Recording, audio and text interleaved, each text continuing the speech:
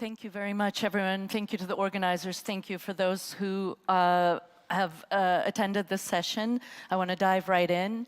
We've been asked to look at internal Russian responses and impacts of the war in Ukraine. We're going to zoom out, zoom in, zoom back out, and hopefully have time for some questions. So, as you all know, Russia is a giant country. It has 80-some constituent territories, and the overwhelming majority of those are not self-sufficient financially. They rely on Moscow for their funding. The war is very costly. Moscow's resources are finite, they're limited, and so the depletion of those resources is hitting the regions in very different ways. Some analysts are already saying, look, the Russian Federation is looking very fragile. So I want to begin with Andrei, who is both an economist and many years ago had worked directly advising the Russian government, so has a unique perspective on this. I'd like you to tell us a little bit about how you see the depletion of these resources that are being used up in the war affecting the internal Russian situation, Moscow's relationship with the regions, and more generally. Thank you. Thank you for the invitation to this conference. Let me start, first of all, with the title for the whole conference, which is in the upper right corner. I think it's incorrect. It says war in Ukraine. It is not true. It is war against Ukraine. And this is actually the style that which is very much liked by Kremlin, just to put in the center of attention Ukraine, but avoid attention of the main culprit of this war, Russia or Kremlin or Putin. So the correct title should be the title of our session, War Against Ukraine, or Russian War Against Ukraine, or Kremlin War Against Ukraine, or Putin's War Against Ukraine. Second, many people already have said that this war has been launched on February 24th, 2022. It is not true. The conventional war against Ukraine has been launched on February 20th, 2014. So that is why we are now almost for full 9 years of this war. But this is only one part of the big imperialist war that Mr. Putin has launched. And he has launched this war not only against Ukraine, but also against Georgia in year 2008, against Moldova, against many other nations, against Europe. So that is, and also it is war against freedom, against democracy, against human rights, in many other countries, including in Russia. So this is a very long war. Now coming to your very important questions. Military analysts, as well as geopolitical analysts and economic analysts, are looking for a number of most important factors that allow Putin or Kremlin to wage this war and continue this war. I would mention some of them, especially it has been discussed at the first session. The losses of the Russian troops in this war against Ukraine probably total is up to 200,000 people, including those who have been killed, wounded, taken prisoners of war, and so on. It's enormous number, it's enormous losses, but as we know right now, up to today, Kremlin was able to mobilize more than 530,000 new conscripts. In addition to those, probably between 200,000 and 300,000 Russian troops already fighting in this war. So the total number, it could be already close to 700,000 to 800,000 troops ready to participate or already participating in this war. But it's not the end of the story. According to a number of estimates, Putin will be able to mobilize up to 1.4 or maybe 1.5 million people by the end of this coming winter. So that is why the size of Russian army will be multiplied. We need to look into the total number of reserves, mobilization reserve for Russia. Now it's been calculated that it is between 25 and 29 million people. So we don't know, we're not sure that all of those people will be mobilized, but definitely assuming the desperation of Mr. Putin in his desire to achieve victory in this war against Ukraine and against Europe, we cannot exclude that there will be new waves of mobilization with many more people. Assuming the rate of losses on the battlefield, it means that this war can last for years. Second very important factor is the availability of military equipment. So there are different numbers exist for different elements of military equipment like tanks, artillery pieces, jets, helicopters, all other stuff. Based on the most reliable estimates of the losses on the battlefield, during these 8 months of war, Russia lost, depending on different items, between 10 to 25% of military equipment. It is not hard to estimate if between 10 and 25% of equipment have been lost. So Russia is still in possession, at least for the most important elements of equipment like tanks, between 75 to 90% of equipment that it had at the beginning of this latest stage of the war. Well, I think we've heard the most important thing. That let me finish with the last one, because it gives us the perspective how much this war can be waged. So that is why, assuming even this critical element of these losses, it means this war can last at least for 2 more years, even, let's say, rely on the number of available tanks. The next one, probably even the most important factor that could allow us to calculate how long this war can last, is the volume of foreign exchange reserves in Russia. First of all, at the very beginning of the stage of the war, on February 24th, the foreign exchange reserves of Russia would allow Putin to wage this war for at least 4 years.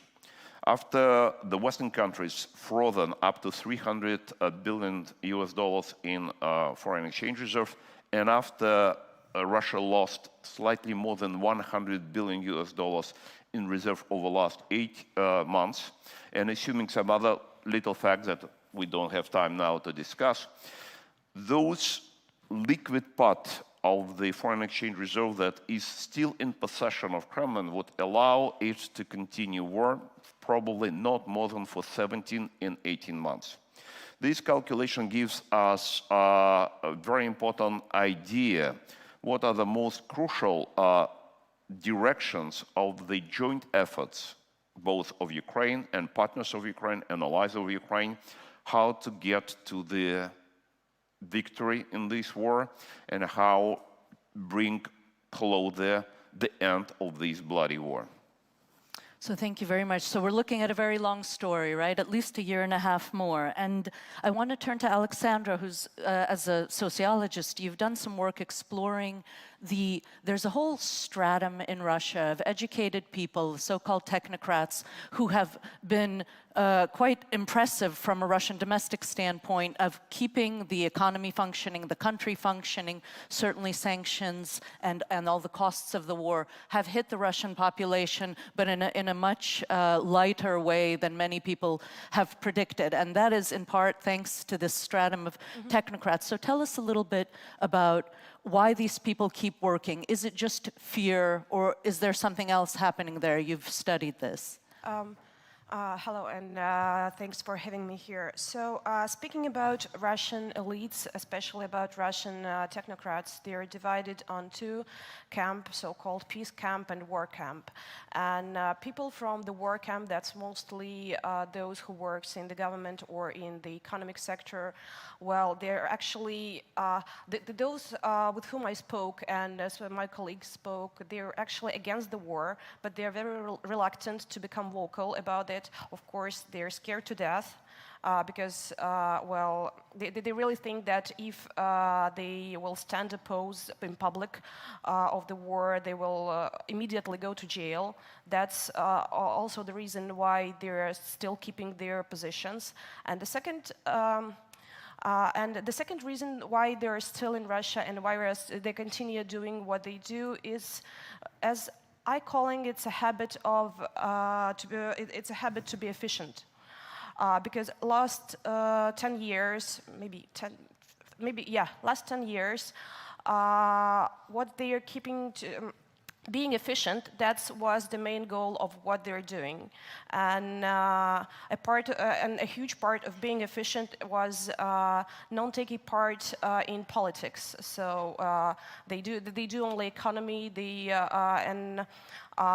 showed that they showed with themselves that politics can be separated from economics. So even now, they're speaking about the war in terms of efficacy. So they are quite. They think that Putin is not very efficient with the war, and Ministry of Defense and these paramilitants who are taking part with the war, that they can behave on the battlefield much more efficient, which is, well, I was surprised to hear that from them. So they're still continuing to do that. And I think that now, in spring, they were not.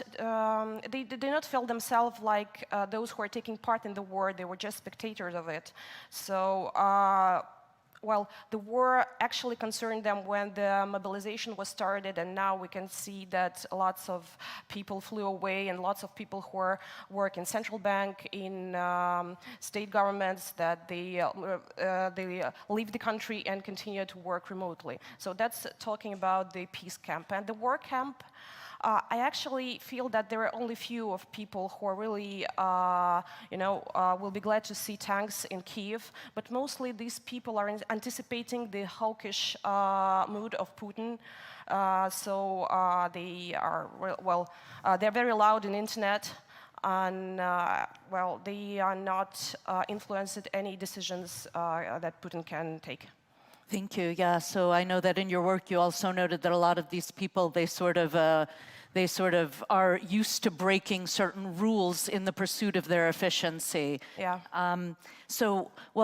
Maxim, I want to then move on to you with the question, thanks to, in large part, to these technocrats, for ordinary Russians, again, up until the mobilization was announced, they could live ignoring the war largely. And certainly, we saw in public opinion polling very old cleavages emerge, where younger people who get their news mostly online were slightly more pro-Western, and older people who get their news from state television were quite rabidly anti-Western, but nonetheless, the government's, especially Putin's, approval ratings have remained incredibly high, even caveats about public opinion polling notwithstanding. So I'd like you to tell us a little bit about the moods, the trends in the moods in public opinion in Russia, and how you see them developing and unfolding.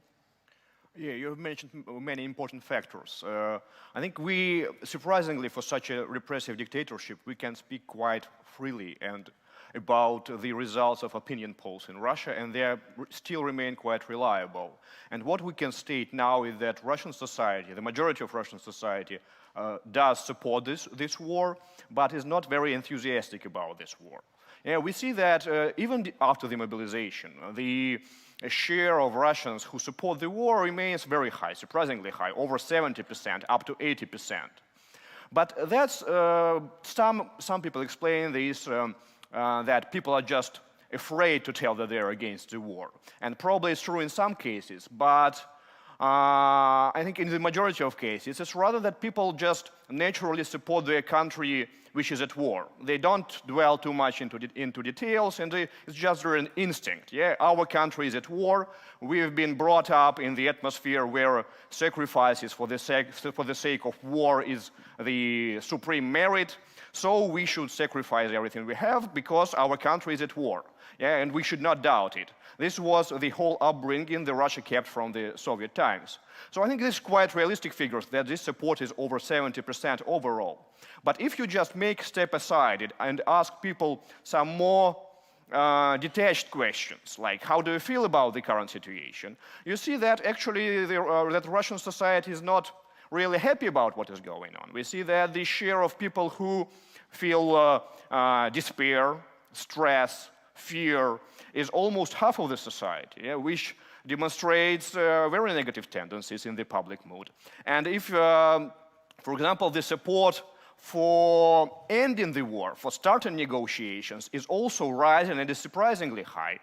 Depending on the poll, it's over the half of the population. Yeah, so we see that people are ready to support Russia because it's waging the war, ready to support the government because it's waging the war in the name of their country, but still they'd rather prefer to have this war stopped.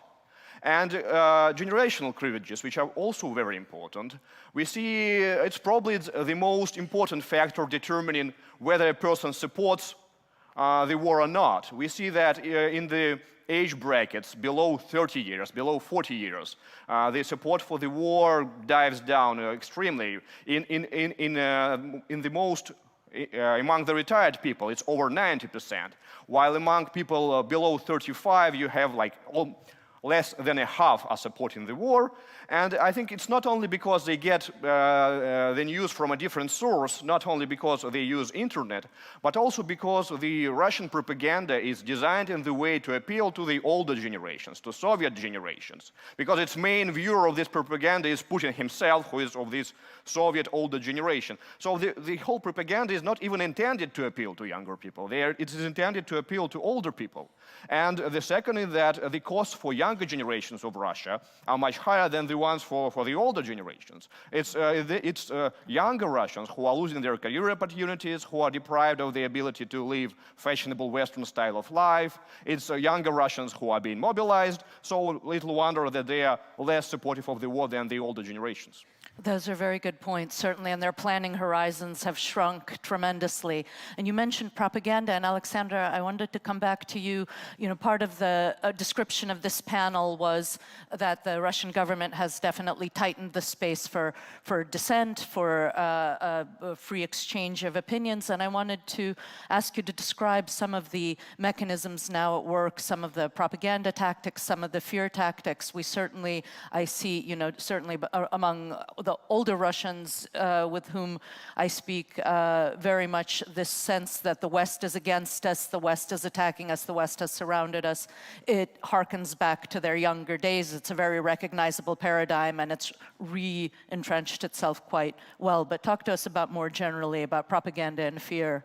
Right, but first I want to bring some numbers to Maxim's answer that there was a recent poll made by, I think, Russian Field, that's independent sociology company. So, and the answer was that 60% of Russians would support Putin if he launched a new attack on Kyiv, but more than 75% will support Putin if he stops the war right now. Yeah. And that's the same amount of people, which obviously shows that they will support any decision of the government.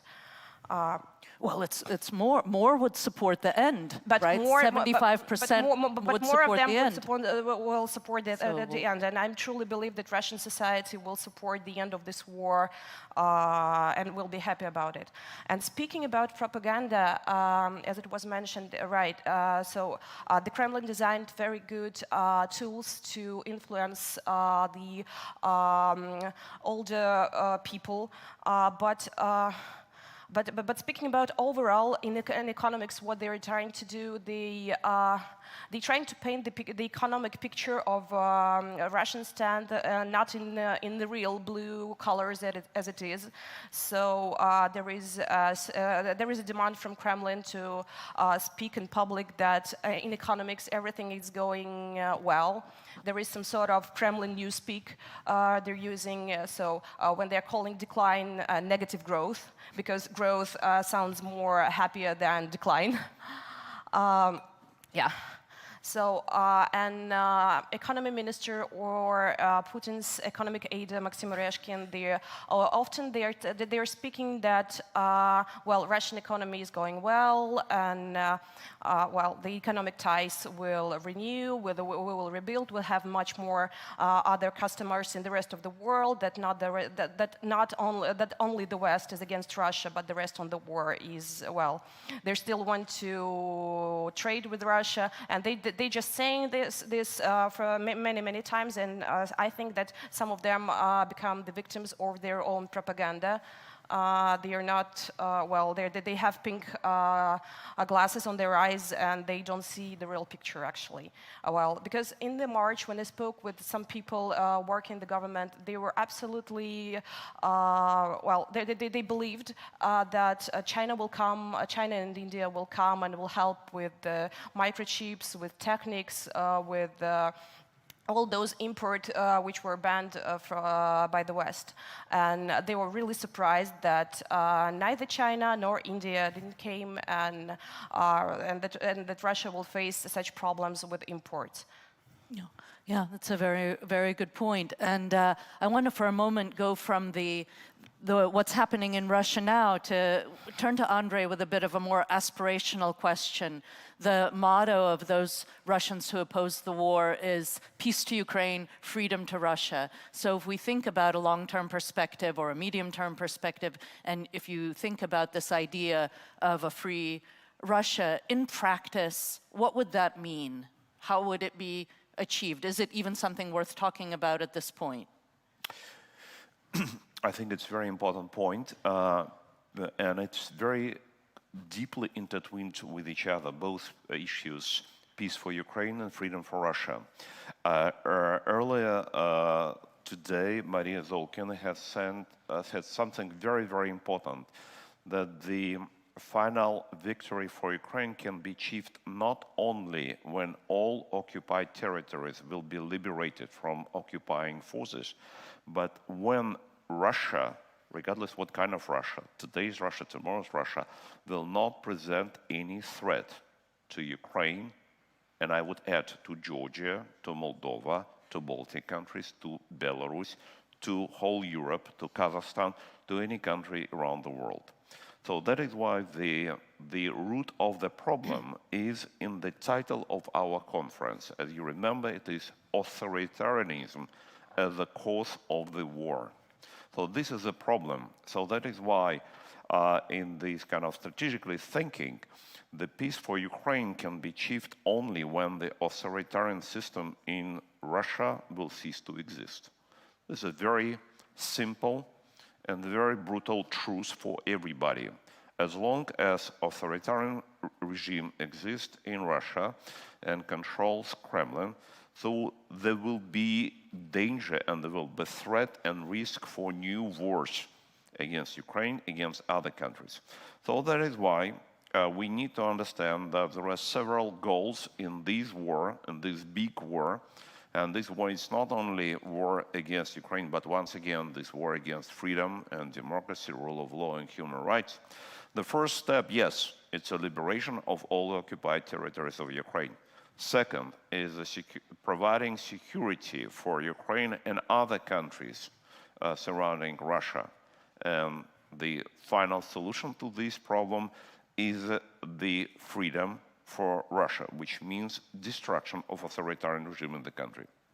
Well, I'd like to pick up there, and talking about the authoritarian regime in the country, there's a great debate, obviously, about to what extent is there a structural problem in Russia, and to what extent are the problems with authoritarianism in Russia, to what extent do they hinge on Putin as an individual? And in the West, certainly there has been a tendency to demonize Putin somewhat, and the most recent US national security strategy, for example, more or less says that we're not going to try to deal with Russia while Putin is still in place. So Maxim, I want to turn to you and ask you about this, because I would like to, in the previous panel, Iskra made a very clear distinction, for example, between the war as an imperialist project and the war as a great power competition, and she felt that it was the former, not the latter. But I would like to very much invite everyone present to just consider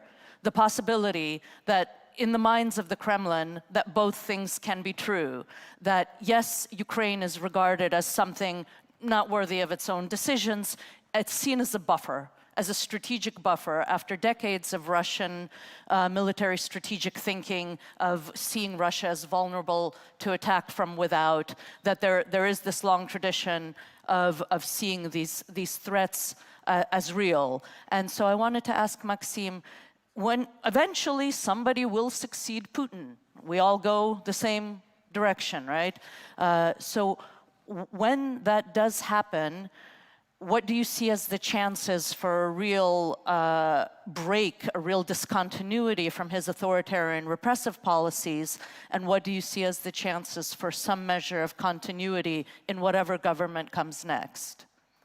Yeah, that's a good question.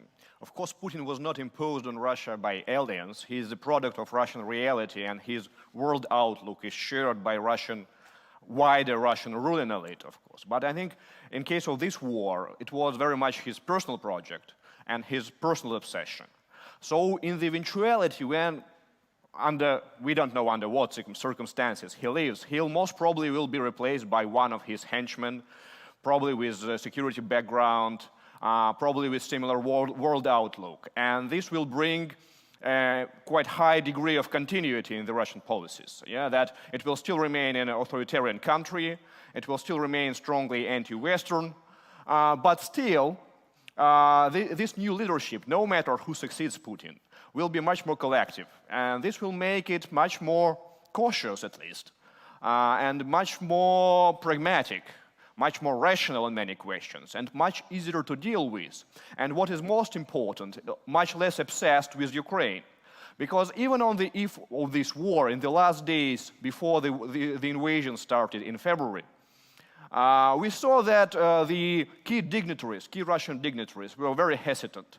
They were not very enthusiastic about the starting of the war. Everybody who had some influence actually somehow opposed it, even putting it, even packaging it in a very anti-Western way. They still, even at the last session of Russian Security Council, we saw a lot of high dignitaries saying in favor of continuing negotiations with the West. Yeah? And it just because it was Putin's personal decision to start the invasion, and they had to adhere to it. So they are much less obsessed with Ukraine, much more pragmatic, and any collective leadership is still much more flexible and easier to deal with than a personal leadership of a person who is not really in touch with reality any longer. Yeah. Yeah. So I want to, on that note, I'd like to go around from panelist to panelist. And you know, another word in the title of our panel is a watershed moment. So I'd like to ask each of you in turn to, from among the topics that we've discussed today, perhaps ones that we haven't touched upon, where do you see the potential in the current situation for watershed moments for the Russian position in this war against Ukraine right now? So, Andrei, why don't we start with you? If I may, just to comment on the previous question that we started to discuss, what is the deepest root of the Russian problems, of the Putin's problem or Russia's problem and so on. I see here at least 5 levels of problems, and each of them must be addressed. The first one is a personal issue of Mr. Putin, and it is very well understood now around the world. Second is the problem of corruption of a very small group of people who back in 1999 have chosen this person to become president of Russia. I would mention these names. Some of the, probably you haven't heard these names, but those 3 people are responsible for that the country has such a person as a president, for all these wars and the hundreds of thousands of people being killed. Valentin Yumashev, Tatiana Dichenko, daughter of President Yeltsin, and Alexander Voloshin. These 3 people have chosen that person and pushed him for the presidency. Third problem is institutional one, including the institutional design of the Russian Constitution adopted in 1993. Fourth is the Soviet heritage. Country never had the real de-Sovietization and decommunization. That is a crucial element for sustaining democracy, freedom, and human rights in the country. And the fifth is the heritage of the cultural heritage that is common for some, let me say openly, for some Eastern Orthodox countries. And from this point of view, Serbia and Russia also sharing some elements of that predisposal for appearance of such people and such stories in our countries. Coming to the most important question about the watershed. The long-term wars of attritions are being some kind of decided, first of all, not on the battlefield, but in the area of military finance. Before to beat the enemy on the battlefield, you need to have at least military financial parity, which means that your military expenditures should be at least equal with the military expenditure of the enemy. That was exactly the solution to the Second World War. Only when the allies, United States, United Kingdom, and the Soviet Union had military expenditures combined more than military expenditures of Axis, Nazi Germany, Fascist Italy, and militarist Japan, they were able to achieve the turning point in the Second World War. Something similar is true for this war. Unfortunately, today, the military expenditure of Russia today is 2.5 times higher than Ukraine and partners of Ukraine that are supplying military equipment and armaments and so on to Ukraine. Russia spends today about $15 billion monthly. Ukraine spends roughly $4 billion monthly, and all military aid to Ukraine that delivered to Ukraine is $2 billion US. So altogether $6 billion. This military aid is absolutely not enough to sustain this war, to get the military parity and more to achieve victory. If this military help, military aid will not be increased, let's say 5 times from the current level, the military victory for Ukraine and allies and partners are not achievable. It should be understood absolutely clear. This is a blunt truth. So that is why partners and friends and allies of Ukraine must increase military aid to Ukraine many-fold. So it's the aid. Aid is going This to be is a watershed. Only having achieved this military financial parity, Ukrainians on the battlefield will be able to achieve real victory on the fronts. Alexandra, what are some of the watersheds you're thinking about? I want to agree with Maxim's point that next Russian leadership will be much more pragmatic and less obsessed with the Ukraine. And what I know now for sure about Russian technocrats, that they feel themselves much more cornered than Putin. And if Putin chosen the escalation tactics, they think that, well, okay, but he's the devil we know. They do not agree, but they are okay with this. Because they don't see any exit from the corner the West put them here. They're losing money, they're losing influence, they don't feel themselves safe, and maybe it's very unpopular, but maybe some talks with, maybe showing them some point of, not an exit, but maybe a point of that exit, of that possible exit from this corner, will be helpful to stop this conflict and, yeah. Yeah, I think by many, I think many Russian elites do feel quite cornered because the sanctions that were meant to persuade them to exert pressure on Putin did not take into account that they have no influence on Putin. So instead, what happened is many of the Western sanctions imposed on Russian elites leave them in a more powerless situation than they were in before. Maxim, what are you thinking about watershed moments? I'm thinking more about path dependency than about watershed moments, because I think the moment the decision to start the invasion was taken was a fatal one for the Russian regime.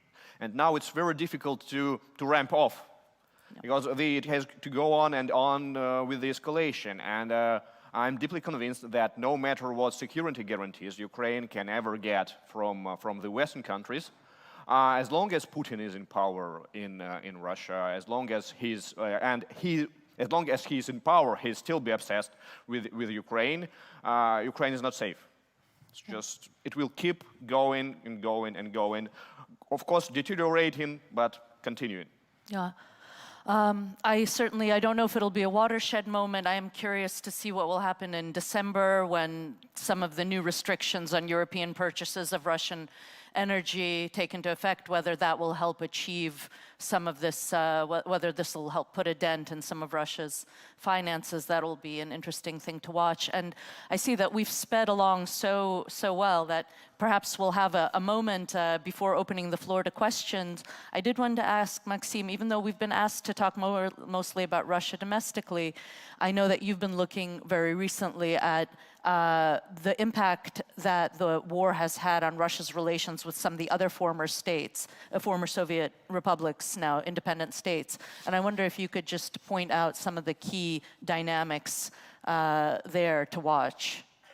The key dynamic is very simple, is that Russia is so consumed by the war with Ukraine that it has no spare resources to upkeep its presence in other post-Soviet states, except for Belarus, which is in fact under de facto military occupation of Russia at the moment. We see that Russia's degree of control over Russia's ability to influence other countries of post-Soviet space has been undermined severely, and we see that Russia is almost outflanked in the negotiations on Nagorno-Karabakh between Armenia and Azerbaijan. Now the West all of a sudden has taken the leading role as a mediator.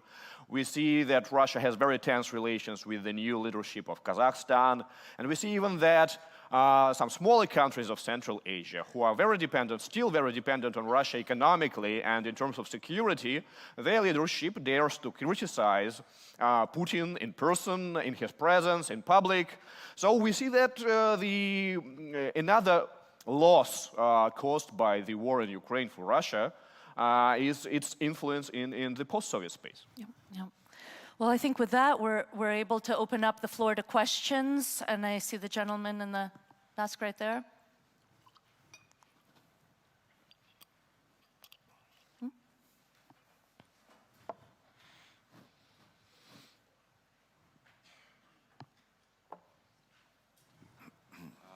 Thank you. Goran Buldiski, Open Society Foundation's excellent panel. I really enjoyed so many questions. I'll ask two. I reside in Berlin. There, they don't talk about Ukraine victory. They talk about Russia must not win. And it's a very careful statement. Can you unpack it from your perspective of view? What does it mean Russia cannot win? And my second question is, can you think about this, Maxim, you alluded now to these opportunities. The first time EU will send basically a peacekeeping mission in Nagorno-Karabakh, something that was terra incognita. What are the opportunities that are opening there? But can you elaborate a bit more? What does it mean for the elites in Moscow? And what does it mean for equally authoritarian elites in Turkey and whatnot? Because I believe the constellation is not just by the individual leader. These are elites that really are around this set of ideas. This will not die just with the change of the leader. So, too many questions, pick and choose. Thank you. Should we go for everything? Right? Yeah, Maxim, maybe you will start with the one that was directed to you, and then we can go around. Nagorno-Karabakh. I'm not sure that the current audience is really interested in Nagorno-Karabakh. Okay, but just a short answer that this was made possible by the war. Yeah, that Russia all of a sudden, actually, it's that the rule-based world order is more attractive to smaller countries than the Russia's philosophy of realpolitik, where small countries have only to suffer, yeah, because of big countries. And so there is little wonder that both for Armenia and Azerbaijan, despite all their mutual acrimonies, the West turned out to be a more appropriate mediator than Russia is, because Russia kept pursuing its own interests in the region, and both countries all of a sudden turned out to be more interested in the Western mediation. How far it will go, we are not sure. Probably the prospects of Russia's presence in the region are very low because its closest ally, Nagorno-Karabakh conflict was the root of Russia's presence in the South Caucasus. Yeah? And without this conflict, Russia will lose its key ally in the region, Armenia. Yeah? Because without Karabakh, Armenia can pursue its integration with the West or cooperation with the West in a far more active manner. And now we see that already the backdrop for these developments are created when Armenia, despite being attacked by Azerbaijan already on its Armenian territory, Armenia is not really supported by Russia in this difficult minute, but it's supported by the West. And the West has already, over the past few months, just in several weeks, has created a lot of goodwill in Armenia, while Russia has lost all the goodwill it has accumulated over the past decades. So I'm quite skeptical about the prospects of Russia's presence in the South Caucasus, at least in the foreseeable future in the next few years. And now if we are to address this, the formulation in the West of that there's not talk of Ukraine's victory, but that Moscow cannot win, even though I suspect that this is more rooted in a European situation and context than on the ground. But Andrei, do you have any thoughts on that, on this distinction? I think the best translation of this formula, Russia cannot win, is Russia's defeat.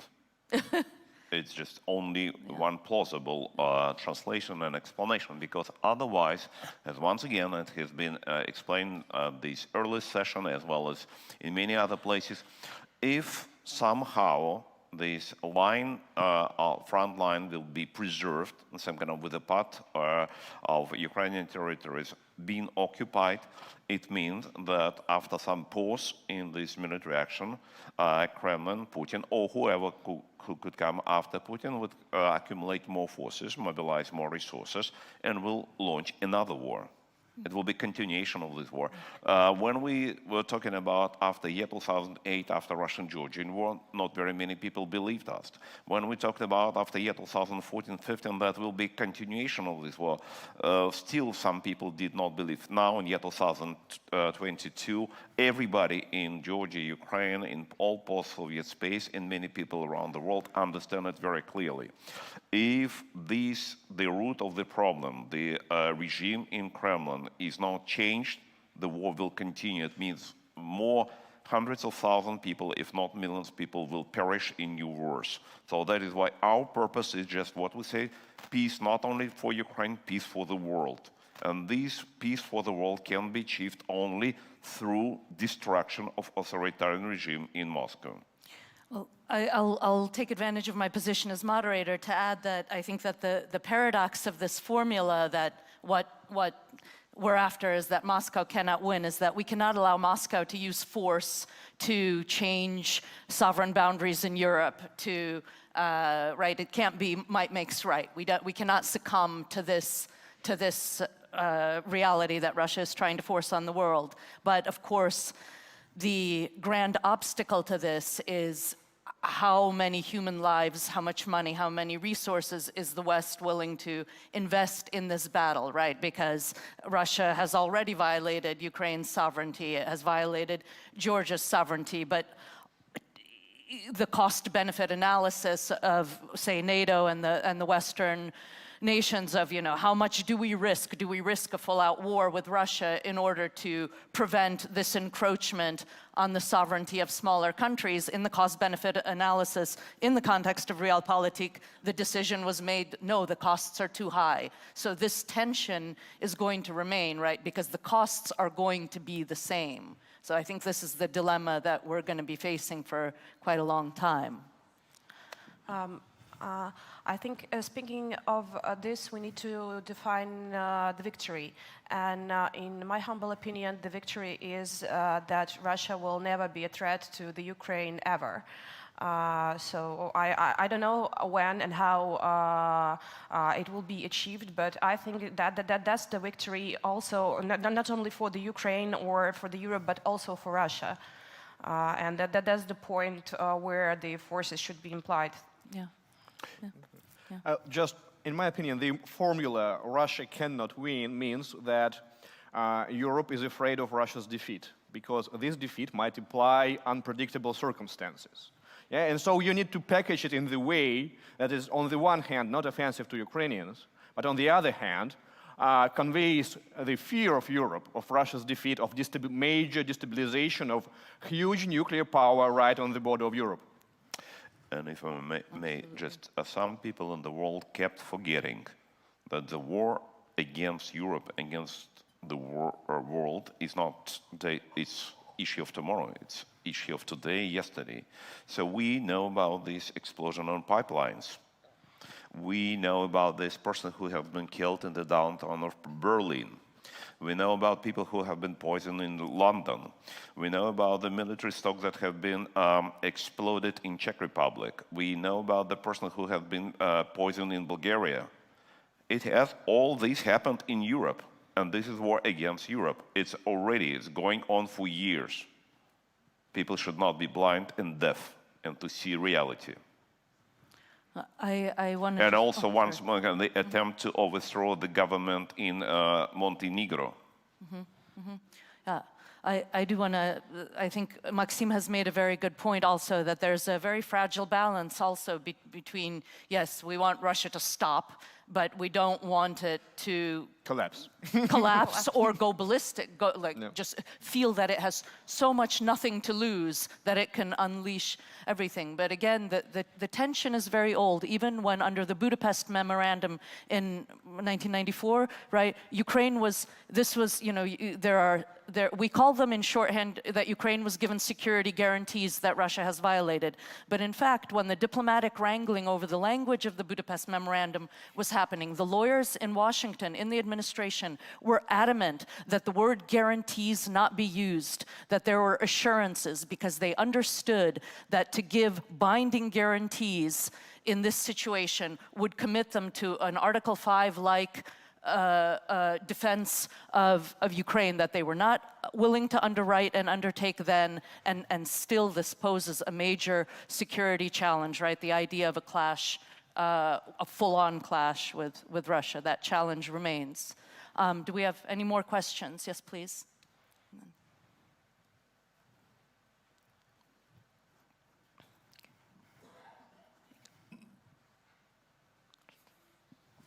First of all, thank you very much for the excellent panel. It was quite a show. I want to ask a question about statistics, and it's about the statistics you mentioned about support to Putin. How do you think this statistics relates to those people who already fled Russia? And I mean specifically those who fled the mobilization effort, not the ones that fled before. Thank you very much. As far as I know, the survey of Russian field was made in the beginning of October, so the mobilization was announced, but they spoke to people online. So basically, there is a part of people who are in Russia and who are outside of Russia, and they're not showing us the number, the division. But this actually correlates with the other polls made by FCIOM or polls made by FOM who speak with people within Russian borders. So we can see that most part of Russians, well, Russians are contempt in politics. They don't like, they have a habit not to make politics, not to be political. So basically, I think that these numbers are correlate with the other numbers in Russia. So we have most part of Russians who will support any decision of the government, and if it will be peaceful decision, we will see more Russians supporting this. I think we shouldn't exaggerate the scale of Russian immigration. It's very big in absolute numbers, but in terms of percentage of the Russian society, it's very small. And at the most, the estimates are maybe 1 million people has left Russia over this year, but it's less than 1% of the Russian population. It's a very small figure. Yeah. I'd like to add also, you know, to point out that Russia from Soviet times has a very deep tradition of allowing certain escape valves for public discontent. So even now, you have, with the mobilization, you have the most pro-Kremlin, the most rabid presenters on state television saying how bad these military guys are who allowed all these young untrained conscripts to be thrown into the meat grinder. We should have them all shot. We should have them all jailed. Right, so the Tsar is good and the boyars are bad. There's an old tradition of finding ways to let off steam without, but not one bad word about the party, kind of tradition. We had, yes, if I may, of course. just a little point, Of course, which is absolutely correct, that this, in relative terms, less than 0.5% of the population, maybe for adult population, maybe 1%. So that is why it probably would not affect substantially the results that have been announced already. But it is there is one more very painful point. Some of the people who left, who fled Russia out because of mobilization, still have very imperialistic views. And many people who have been interviewed, let's say in Kazakhstan, after fleeing the mobilization, were not able to say directly who built Crimea, whom it does belong, whether it's Ukrainian or Russian. So that is why the problem of mindset and mentality and the culture court is a very serious and very deep, and it is not something that can be treated very easily in a very short period of time. Absolutely. The young woman in the white. Mm-hmm. And then.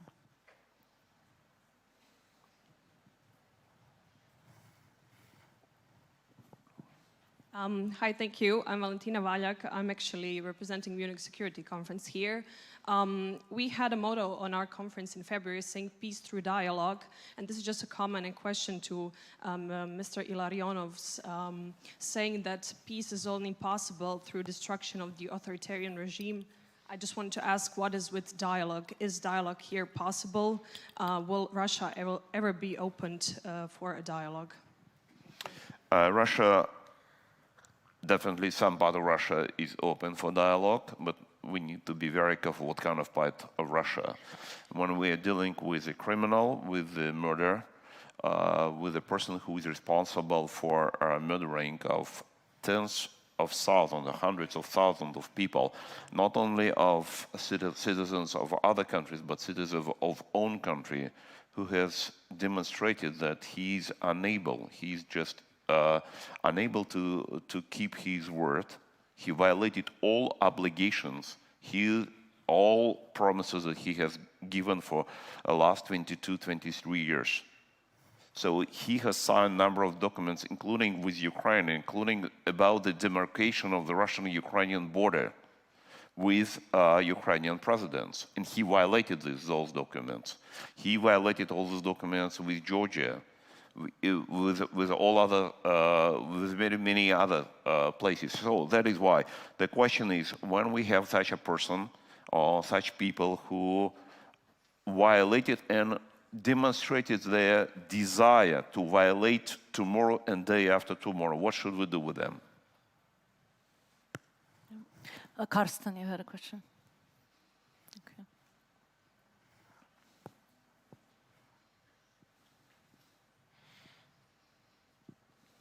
Thank you. My name is Karsten Friis. I'm from Oslo, Norway. Thank you for a great panel. I would like to just offer a little bit more optimistic view about Western support. Because after all, what Putin has managed is really to rally Western leaders together in a unity we haven't seen and not been able to do ourselves for many, many years.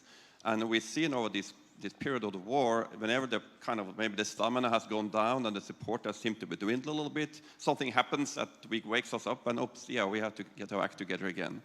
So, I mean, it is the level of sanctions and the level of weapons is unique, really. And I'm quite convinced that we didn't throw all this weapon at Ukraine to make Ukraine lose or to give up. I'm quite sure Western powers will stay there, and especially the United States, with bipartisan support, will continue to support Ukraine as long as it takes, because there's no real alternative, because we all agree what the alternative is. Yeah, I want to throw out a bit more optimistic analysis to you and see what your response is. Thank you. I would prefer to see Western leaders disunited, but to have all those Ukrainian kids who have been killed alive. West has enormous resources. The total military expenditure of those that members of NATO, more than $1 trillion. NATO has provided Ukraine only one package of aid, which is 50 tons of fuel.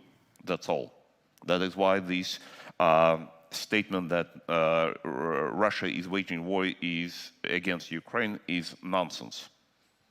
NATO does not participate in this. Actually, it's one of the failure of this, as it has been announced, security organization for preserving peace and security in the Northern Atlantic area. It failed this task. So we have a very serious problem that the Western countries that are members of this great alliance have military expenditures of more than $1 trillion, and they supplied military aid to Ukraine that is bleeding under the Russian attack, only $15 billion over 8 months. Ukrainians are paying with their blood, with their death, with the lives of their people, because West does not provide necessary military aid that Ukraine is asking from the very beginning, even before that. Ukraine is asking for jets. The answer is no. Ukraine was asking for tanks. The answer is no. Ukraine was asking for missiles of longer range, 300 kilometers. The answer is no, still no. Ukraine was asking for all these months, long months, including the Ms. Zelensky, the wife of the president, for anti-missile and anti-equipment for Ukraine when she was speaking at the U.S. Congress back in, I believe, in July. Still, there is no single piece of anti-aircraft, anti-missile equipment from the United States has been delivered to Ukraine. So Ukraine is paying incredibly high price for the Western countries that have all those resources available. United States has thousands, tens of thousands of military equipment that's available today, now, yesterday. They're not provided. United States has provided 96,000 of trucks to Afghanistan army during this war. Compared to that, the United States provided only few hundreds of Humvees to Ukraine. The United States provided more than 100 jets and helicopters to Afghan army. So far, US provided only 20 old Me helicopters, old Soviet helicopters. The United States did not provide any single tank. I can continue. So that is why the problem, once again, the lack of military support for Ukraine that is now became definitely one of the largest providers of security for Europe. It's donor of European security right now, Ukraine. I hate to end on such a pessimistic note, but our time is up. I'm very sorry for those who weren't able to ask the question. And thank you once again to the organizers and to all of you attendees. Thank you for your patience. Coffee break is on. Thank you. Okay.